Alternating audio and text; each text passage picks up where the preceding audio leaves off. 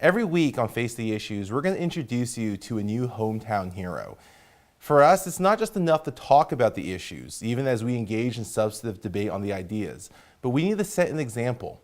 And so each week on this show, we're going to present to you a leader, someone who's changing the world by changing their community. This week, I'm so pleased to introduce you to Melissa Recarte, who is the founder of an organization called Ricky's Compass. Melissa, thank you so much for coming on our program. Thank you so much for having me. This is an amazing opportunity, and I just appreciate being here. Oh, my pleasure. And I know you made a bit of a trip, and so I really appreciate you coming all the way to be with us. Tell me a little bit about Ricky's Compass. Let's start with the basics. What is it, and what do you guys do? So Ricky's Compass, the Compass is an acronym. It stands for Community Outreach on Mental Health to promote awareness and stop stigmatization. Okay. So basically what we do is we're currently working towards our first big event in September, which is going to be a mental health and wellness event in Morristown. But until September, what we're doing is we're doing basically what you're doing with me. We're interviewing people who have been diagnosed with a mental illness, young people, but who are still shattering the stigma that's around it. People who have this diagnosis, but they're not being defined by it. They're living their daily lives and they're doing amazing things, whether it be just having a job and making their own money, being an entrepreneur, doing charity work. That's what we're trying to do. We're trying to promote that people are not their illness, and we're also trying to just raise awareness on what having a mental illness is like, or how you can support a friend with a mental illness. That's awesome. Talk to me about how you started this organization and why did you start this organization? So this organization started around November because my older brother, Ricky Godoy, he passed away to suicide because of his mental illness. He was diagnosed with bipolar schizoaffective disorder, which a lot of people don't even know that that's a thing. So what that is bipolar disorder and schizophrenia. So it's a severe mental illness, but Ricky didn't let himself be defined by that at all. So we wanted to take his spirit and his charisma and just his legacy and keep it going, and letting people know that this illness or whatever they have does not define them at all. They are going to be able to shatter the stigma. They're going to be able to reach their dreams. And suicide is not the answer, and suicide does not have to be the result of a mental illness. Right. And if I remember correctly, and I had the privilege, and that's the only way you can describe it, I had the privilege of knowing your brother and getting to work with him.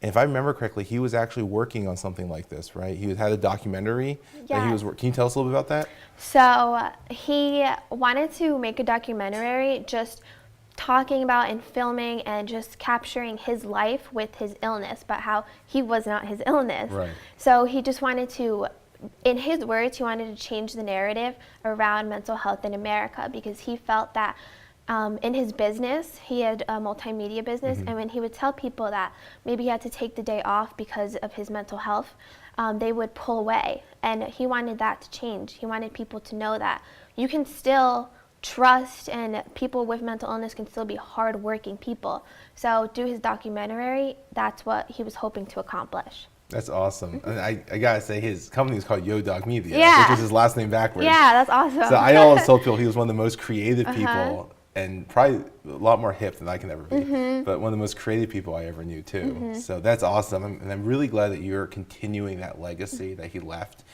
Can I ask, what motivated you or inspired you? Obviously your brother and keeping his memory, but you're a college student at Keene, you're 21 years old.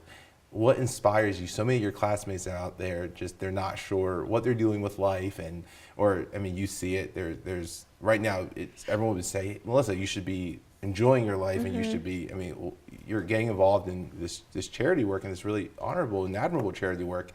What inspires you to take his legacy and make it your own? Well, I think Ricky laid seeds that are blossoming right now. So right now, who's helping me are two of his very own friends. Her name's Alexis and Alexandra Zimmerman.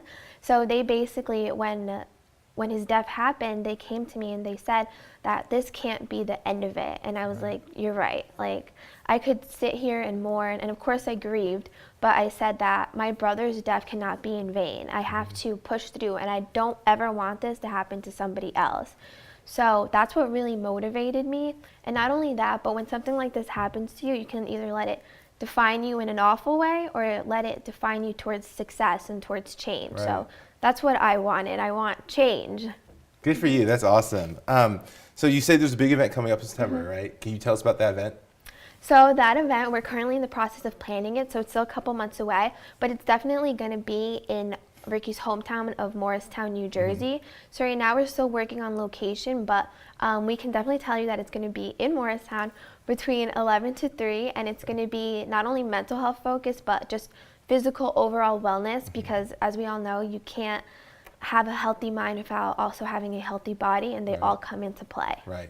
So what can people, whether your friends or contacts, students, classmates, or our viewers, what can they do to support the event, but also support Ricky's Compass?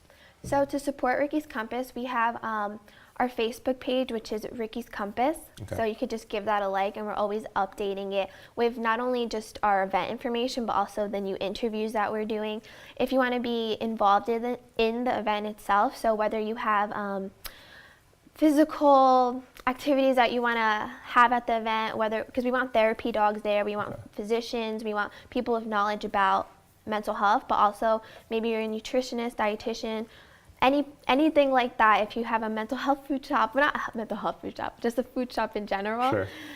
So we'd love to have, we're looking for a wider range of activities. So you could always email us at support@rickyscompass.org or follow us on Instagram and Twitter, which is Ricky's Compass CP. Okay, and what's the CP stand for? Community Project. Got it. Okay, very cool, very cool. And is there a hard date for this event yet? September 8th. September 8th. Okay, location to be determined. Yeah. But it's in Morristown, New Jersey. September 8th, because September 10th is National Suicide Awareness Day. That's awesome. And tell us a little about why you're wearing green. Why I'm wearing green? Because green is the color of mental health awareness. So as you notice, if you go onto our pages, our logo's green. We try to keep it really green because that's just mental health awareness. Right. So, and you're a radiant inspiration. I'm wearing a green tie for the same reason. Thank you so much. We really appreciate it. Absolutely. So you're already making awareness and changing people's minds and being an inspiration. So, lastly, what if you had an opportunity to say something, anything to someone who is going through mental illness? And I think, as you know, more people struggle from this than we're aware of. It's one thing when you see a physical disability, you know it because you see it. And that's not always the case when you see mental illness. If you had an opportunity to say something to someone who is struggling with mental illness, what would you tell them? I would tell them that, not that I understand, because to a certain degree I can, but I'm here as a friend. I think that you should always be a listening ear. What they really want is someone to just be support to them. So what I would tell them is that your story isn't over. You know, you can do great, amazing things if you give yourself the chance. And I would say that you should find your own path to healing, whatever that path may be, whether it be through your faith, whether it be through the gym, whether it be through reading, writing, mindfulness, that you will find your path, and you just have to stick to it and just push through those dark moments, because you will get through them. And there's millions of people that are here to support you and are here to love you and are here to care for you, and they appreciate your presence and they love you. They love your being. That's awesome. And what about to the rest of us?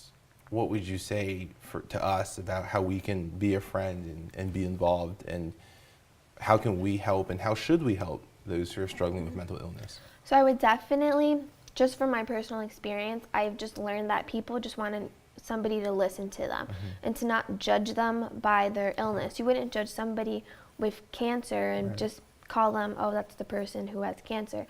That person is, I'm just going to use my brother as an example, like, he's Ricky Godoy, he's not the schizophrenic.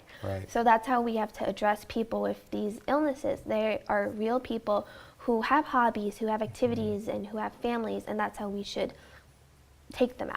Right, absolutely. I gotta just be honest with you, Ricky was one of the nicest, kindest souls I'd ever known.